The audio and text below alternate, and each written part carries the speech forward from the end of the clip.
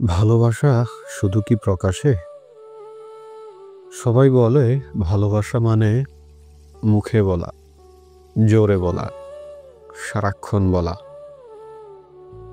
কিন্তু ভালোবাসা অনেক সময় চুপচাপ ঘটে।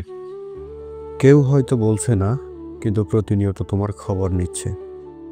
তুমি টেরও পাও না, কিন্তু ও সবসময় তোমার পাশে থাকে।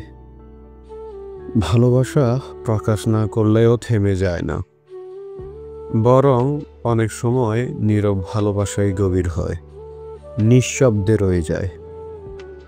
কারো চোখে ভালোবাসা, কারো হাতে, কারো অপেক্ষায় ভালোবাসা, আবার কারো নীরবতায়। ভালোবাসা প্রকাশ না করলেও থামে না, কারণ ভালোবাসা অনুভবের বিষয়, দেখানোর না।